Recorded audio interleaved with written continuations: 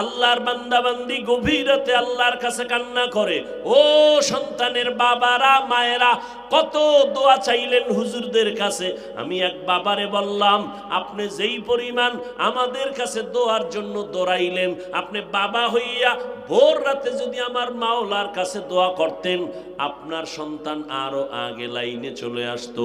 আপনি বাবা মা হইয়া দোয়া করেন না। মা বাবা সন্তানের জন্য একটা ঢাল, একটা দোয়ার ফ্যাক্টরি। ও পর্দার আড়ালের মা, ও বাবাজিরা, ও যুবকেরা, দুইজনে স্বামী আর স্ত্রী আল্লাহর কাছে দোয়া করার বিনিময় একটা নেককার সন্তান আমার আল্লাহ দান করেছেন। সন্তান চাইতে হয়, না চাইলে পাওয়া যায় না। এক হাতে তালি বাজে না, বিনা বাতাসে পানি নড়ে না। বাচ্চা কান্না না করলে মা খানা দেয় না। বান্দা চোখের পানি না ফেললে আমার মাওলার কাছে কবুল হয় না। অনেকে ভাবতেছো মনে চায় টুপি পরবা, কিন্তু পারো না। আমি কিন্তু বলি নাই স্কুলওয়ালারা কলেজওয়ালারা স্কুল কলেজ বাদ দিয়া মাদ্রাসায় আসো, বড় হুজুর হও না। স্কুলে পড়ো, কলেজে পড়ো, চাকরি করো, ব্যবসা করো, বাধা নাই। তবে তুমি ভুলে যাও না তুমি আল্লাহর গোলাম, মদিনাওয়ালা নবীর উম্মত। 5 বেলার নামাজ পড়ো, মা বাবার দোয়া নেও, উলামায়ে কেরামের পরামর্শ নিয়ে সামনে আগাও। বলবা তুমি এটা কেমনে সম্ভব? তাকাইয়া দেখছো তোমার মতো কত যুবক স্কুলে পড়ে, কলেজে পড়ে, 5 ওয়াক্ত নামাজ পড়ে, দাড়িওয়ালা আছে না নাই? মিথ্যা বইল না। আল্লাহ যদি জিগায় তোমারে, ও পারছে, তুই পারো না কেন? কি জবাব দিবা? কি জবাব? এই পর্দার আড়ালের আম্মা জানেরা, আপনাদের এত মর্যাদা, এত দাম আল্লাহ তাআলা দিয়েছেন, কিয়ামত পর্যন্ত নারীর মর্যাদা আলাদা কেউ বাড়াতে পারবে না। আল্লাহ সব বাড়ায় দিয়েছেন। কোন চালাক যদি কয় আমি বাড়াবো, নারীর সম্মান হবে না। চালাকি করলে হবে নারীদের অপমান। আরে আম্মা জানের, আপনাদের এত দাম, এত মর্যাদা। এই দুনিয়ায় আপনাদের মাধ্যমে সমস্ত নবী আসছেন, সাহাবায়ে কেরাম আসছেন। আপনারা নবীদের মায়ের মতো মা, সাহাবায়ে কেরামদের মায়ের মতো মা, আলেম হাফেজদের মায়ের মতো মা। আপনারা খাদিজা রাদিয়াল্লাহু আনহার মতো নারী, ফাতেমা রাদিয়াল্লাহু আনহার মতো নারী, আয়েশা রাদিয়াল্লাহু আনহার মতো নারী।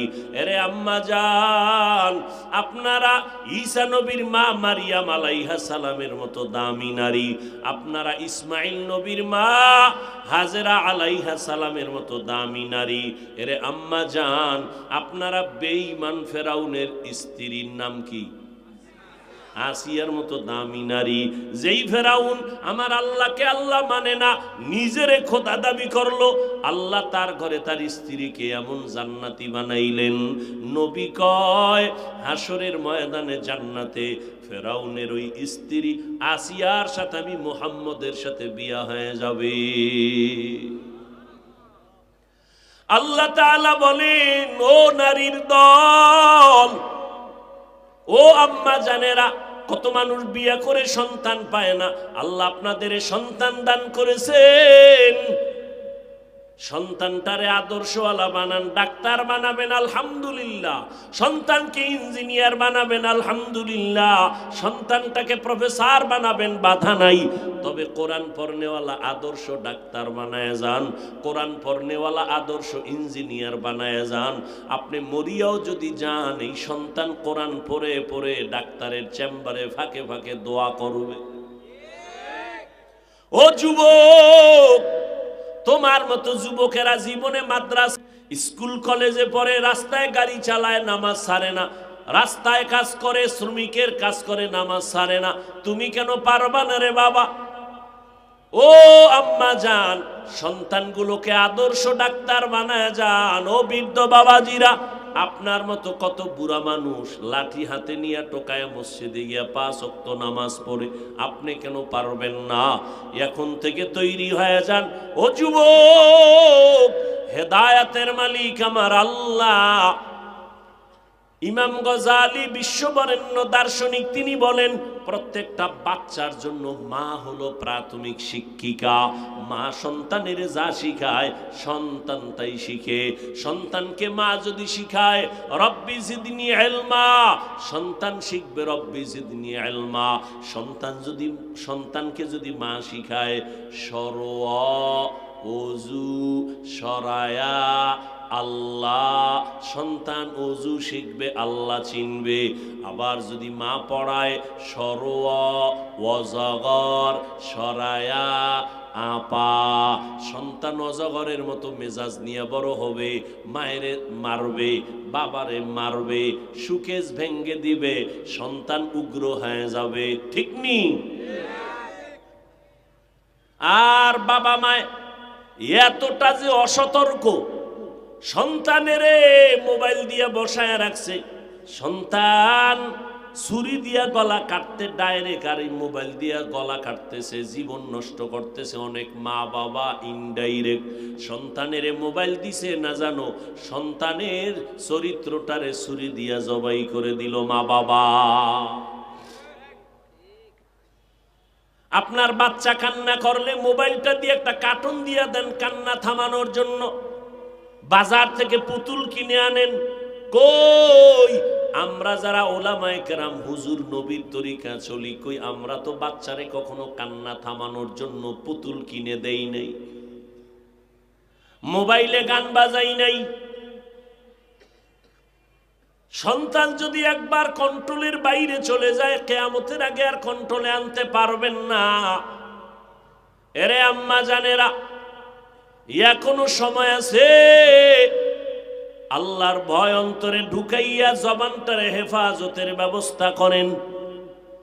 সন্তানের মায় বললে যেই পরিমাণ আমলওয়ালা হয়, আমি বান্দার বয়ানে ওই পরিমাণ আগায় না।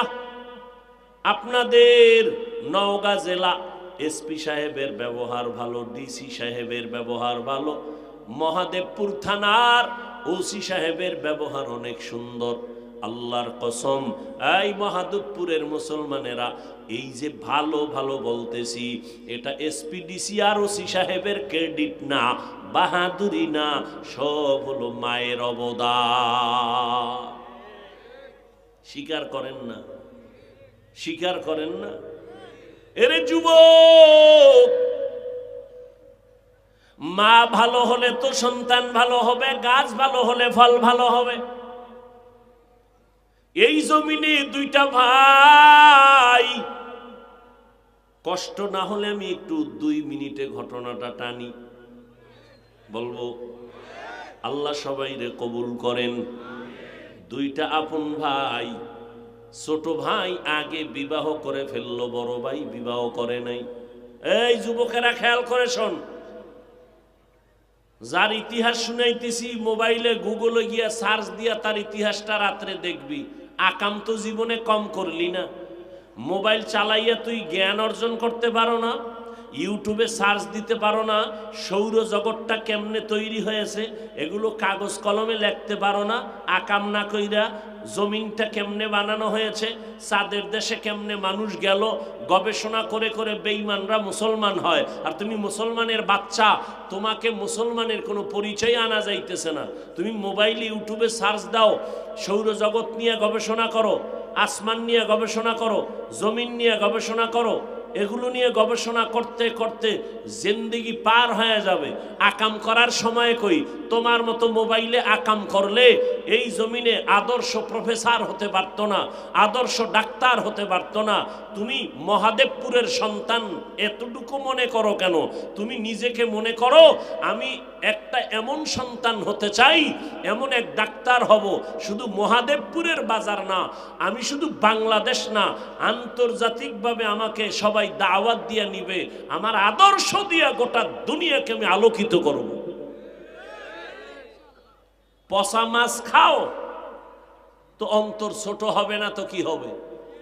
দিলকে বড় বানাও, ইঞ্জিনিয়ার হব তো দেশের শ্রেষ্ঠ ইঞ্জিনিয়ার হব। ওই শ্রেষ্ঠ হওয়ার জন্য সার্টিফিকেট না, নিজের চরিত্র ভালো করো। তোমাকে প্রত্যেকটা কলেজে দাওয়াত দিয়ে নিবে আধা ঘন্টা লেকচারের জন্য। তোমার জিন্দেগি ভালো বানাও। তুমি যাদের বই পড়ে অঙ্ক শিখছো, যাদের বই ক্লাসে পড়ে পড়ে তুমি ইংলিশে কথা শিখছো, এই বইগুলো যারা লেখছে তাদের কপাল কত ভালো। তারা তোমার মতো মোবাইলে কখনো সময় নষ্ট করে নাই। তারা জীবনকে ফুলের মতো সাজায় গেছে। আজকে গোটা জগতের ছেলে মেয়েরা, স্টুডেন্ট যারা, তাদের ফুলের ঘ্রাণ নিতেছে। আর তুমি মরলে সবাই খুশি, মা পর্যন্ত খুশি যে একটা মুসিবত দূর হইল। এই ছেলে আমাকে এত কষ্ট দিছে যেটা ভাষায় প্রকাশ করার মতো না। তুমি এতটা অপদার্থ। কিন্তু আল্লাহ দয়াময়, বলে বান্দা পাহাড় পরিমাণ গুনাহ করছো, তওবা কর, আমি এখন মাফ করে দিব। ছোট ভাই বিয়ে করে ফেললো, বড় ভাই করে নাই। দীর্ঘদিন সংসার করার পরে ছোট ভাই একদিন বড় ভাইরে বলে, ভাইজান কেন বিয়া করো না? তা আমি মনের মতো মেয়ে পাই না। ছোট ভাই মনে মনে ভাবলো, হয়তো সম্ভ্রান্ত পরিবারের টাকাওয়ালা একজন সুন্দরী মেয়ে দরকার। ছোট ভাই অনেক খুঁজি একটা মেয়ের ব্যবস্থা করে ফেললো সম্ভ্রান্ত পরিবারের। ভাইজান মনের মতো মেয়ে পেয়ে গেলাম, অমুক এলাকার সম্ভ্রান্ত পরিবারের একটা সুন্দরী রমণী, লেখাপড়া আর উচ্চ শিক্ষা। বড় ভাই বলে, এমন মেয়ে আমি চাই না। কথা, তুমি কেমন মাইয়া চাও?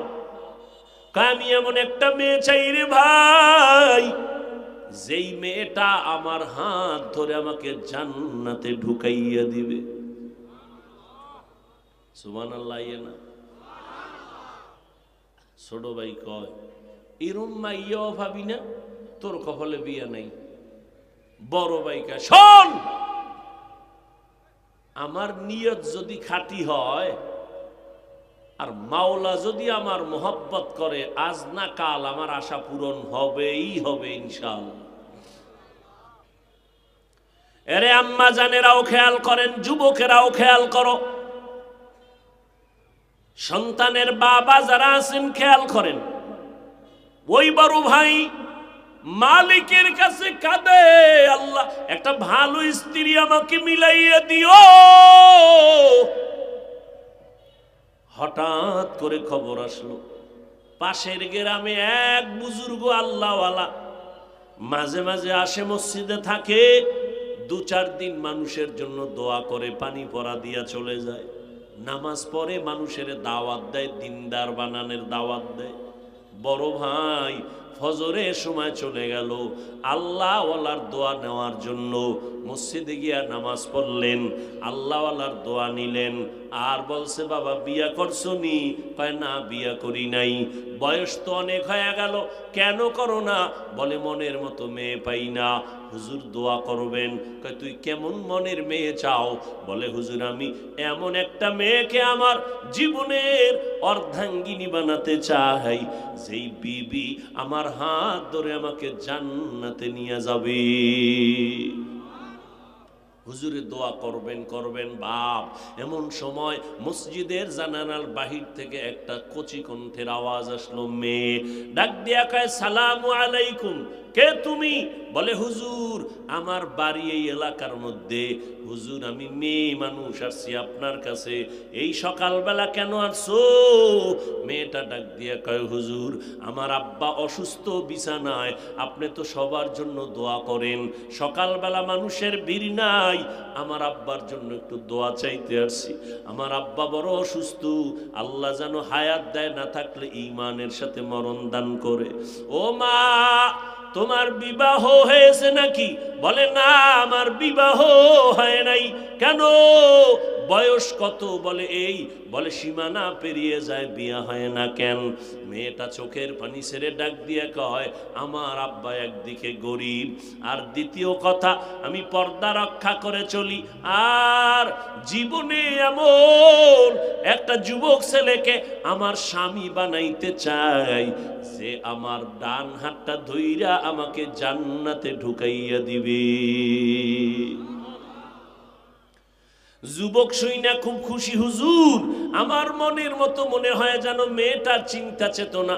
আপনি যদি দোয়া করেন, মাঝখানে একটু সমাধান করার চেষ্টা করেন, মধ্যস্থতা করে দেন, তাহলে একেই আমি বিয়া করতে পারি যদি রাজি হয়। বাবা গরিব, বলে গরিব লাগবে না, দিনদার হলেই আমার চলবে। এবার বুজুর্গ আল্লাহওয়ালা মাঝখানে থাইকা এরপরে প্রস্তাব দিয়ে বিয়ার বন্ধন ধরায় দিল। এই যুবকেরা, পর্দার আড়ালের আম্মা জানেরা, এবার দোনোজনার বিয়া হয়ে গেল। স্বামীও চাইছে এমন একটা মেয়ে যে জান্নাতে ঢুকায় দিবে, মার স্ত্রীও চাইছে এমন একটা ছেলে যে তারে জান্নাতে নিয়ে যাবে। এইবার দুইজনার এক মনে এবার সংসার শুরু হয়ে গেল। নামাজের সময় হয়, স্বামী স্ত্রী কয় আগে নামাজ পড়ে কাজ, আবার স্ত্রী বলে আগে নামাজ পড়ে কাজ। ফজরের সময় স্ত্রী যদি আগে উঠে স্বামীকে উঠাইয়া দেয়, স্বামী যদি উঠে স্ত্রীকে ঘুম থেকে উঠাইয়া দেয়। এইভাবে করে করে দুইজনে আল্লাহর কাছে রাতের তাহাজ্জুদের নামাজের মুসাল্লায় বইয়া দোনোজন নামাজ পড়ে আর আল্লাহর কাছে দোয়া করে, ও দয়ার মালিক, তুমি একটা নেককার সন্তান আমাদের দান করো, যেই সন্তানের সুঘ্রাণে, যেই সন্তানের আদর্শের দ্বারা গোটা দুনিয়ার অন্ধকার আলোকিত হয়ে যাবে। ও আল্লাহ, এমন একটা নেককার সন্তান আমারে দান করো। স্বামী আর স্ত্রী যখন চোখের পানি ছেড়ে দোয়া করে, আমার মাওলা দোয়া ফিরাইয়া দেন না। আর ভোর রাত্রের দোয়া তো ফেরত যাওয়ার কথাই না, কারণ বান্দা ফজরে, জোহরে, আসরে, মাগরিবে, এশায় আল্লাহর কাছে চায়, আল্লাহরে ডাকে। আর এমন টাইম আছে যেই সময় আল্লাহ তার বান্দারে ডাকে। অতিও গভীর হয় রজনী যখন, নীরবে প্রভুর নাম জপিও তখন। প্রভুর করুণা যদি পাইবারে চাও, গভীর রাতে উঠে প্রভুর গুণগান গাও।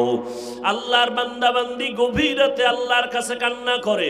ও সন্তানের বাবারা, মায়েরা, কত দোয়া চাইলেন হুজুরদের কাছে। আমি এক বাবারে বললাম, আপনি যেই পরিমাণ আমাদের কাছে দোয়ার জন্য দৌড়াইলেন, আপনি বাবা হইয়া ভোর রাতে যদি আমার মাওলার কাছে দোয়া করতেন, আপনার সন্তান আরো আগে লাইনে চলে আসতো। আপনি বাবা মা হইয়া দোয়া করেন না।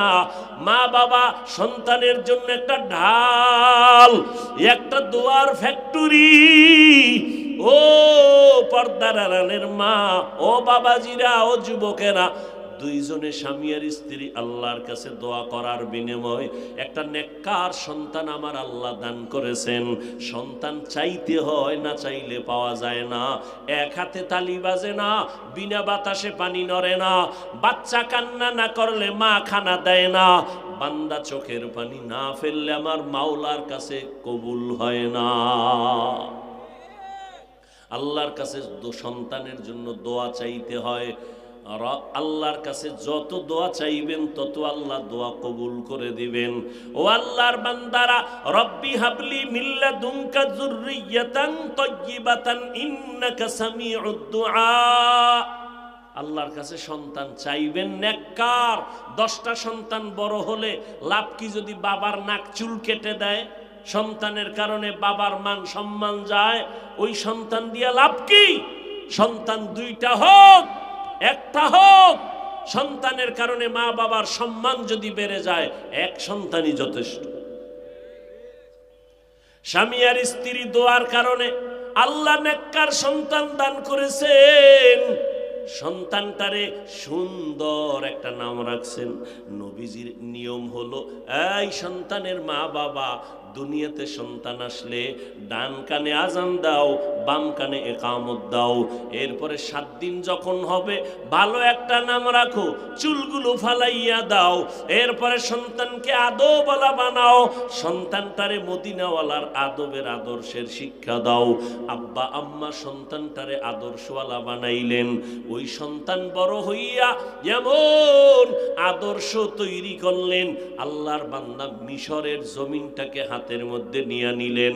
ওই আদর্শের সন্তান বর্তমানে ফিলিস্তিনের উপরে যেই পরিমাণ ইসরায়েল আক্রমণ করে, প্রথম কিবলা বাইতুল মুকাদ্দাসে জুলুম চলছে, ওই আল্লাহর বান্দা যুবক সৈন্যবাহিনী নিয়া বীর মুজাহিদের ভেসে বাইতুল মুকাদ্দাস জালেমের হাত থেকে নিজের হাতে নিয়া মুসলমানকে নিরাপত্তার ব্যবস্থা করলেন। মিশর হাতে আসলো, সিরিয়া হাতে আসলো, বাইতুল মুকাদ্দাস হাতে আসলো। আজকে সারা দুনিয়ার শিক্ষিত মানুষেরা ওই বীর মুজাহিদের নামটা স্মরণ করে মোহব্বতের সাথে। গুগলের মধ্যে সার্চ দিয়া দেখবারে বাবা, ওই সন্তান আদর্শ সন্তান, কেমন মা কেমন বাবা। আর সন্তানের নাম হলো সুলতান সালাউদ্দিন আইয়ুবী রহমাতুল্লাহি আলাইহি। সুলতান সালাউদ্দিন আইয়ুবীর নাম লেখা গুগলে সার্চ দিয়া দেখ কেমন সন্তান। ইতিহাসের পৃষ্ঠা কেউ মুছতে পারবে না, সাবধান। ও যুবক, জীবনে কি অর্জন করেছো? মেধা ভালো, পরীক্ষায় ভালো নাম্বার পাও, বাবার টাকা আছে, মায়ের টাকা আছে, কেন সময়টা নষ্ট করো? একটা আদর্শ ডাক্তার হও, প্রফেসর হয়ে যাও, আদর্শ ডিসি হও, কোরআন পড়নেওয়ালা এসপি হও। আমার দেশের যুবক যদি কোরআন পড়নেওয়ালা ডিসিএসপি হইয়াছে, আরে বসো, আমগো কোরআনের ওয়াজের মাহফিল করতে কোনো অনুমতি নেওয়া লাগবে না। ঠিক কিনা বলো? আর এখন তো গানের কোনো অনুমতি লাগে না। যদি বান্দা কোরআনের কথা বলে সেখানে অনুমতি লাগবে। মসজিদে ইমাম সাহেব বয়ান করতে গেলে সেখানে সীমাবদ্ধতা। সুদের ব্যবসা বয়ান করা যাবে না, ঘুষের বয়ান করা যাবে না। এক কথায় কয়, হুজুর কোরআন হাদিসের বাইরে কোনো বয়ান করবেন না। কালেমাতু হক্কিন উরিদা বিহাল বাতিল, কোরআন হাদিসের বাইরে বয়ান করা যাবে না কথা সত্য, কিন্তু মতলব খারাপ। কোরআন হাদিসের ভিতর দিয়া বয়ান করলে সুদের বিরুদ্ধে বলতে হবে, ঘুষের বিরুদ্ধে বলতে হবে, দুর্নীতিবাজের বিরুদ্ধে বলতে হবে। কারণ আমার আল্লাহর কালাম, আমার ইসলাম, আমার নবীর আদর্শ দুর্নীতির পক্ষে না, জালেমের পক্ষে না, বেপরদার পক্ষে না, সুদ ঘুষের পক্ষে না, মানুষ হত্যা করার পক্ষে কোরআন না, ইসলাম না। আপনি কোরআন হাতে লইয়া লইয়া এরপরে বয়ান করবেন সুদের। কোরআন হাতে লইয়া, কোরআনে সুদের বয়ান নাই, আপনি হাতে লইয়া বয়ান করবেন। সূর্য ডুবার আগে ইমাম বিদায়, আল্লাহ মাফ করে দেন। আরো জোরে কন, আমিনও আসে না। হা يا أيها الذين آمنوا اتقوا الله وقولوا قولا سديدا يصلح لكم أعمالكم ويغفر لكم ذنوبكم ومن يطع الله ورسوله فقد فاز فوزا عظيما। এরে আম্মা জানেরা, ও যুবকেরা, আজকে থেকে তৈরি হয়ে যাও।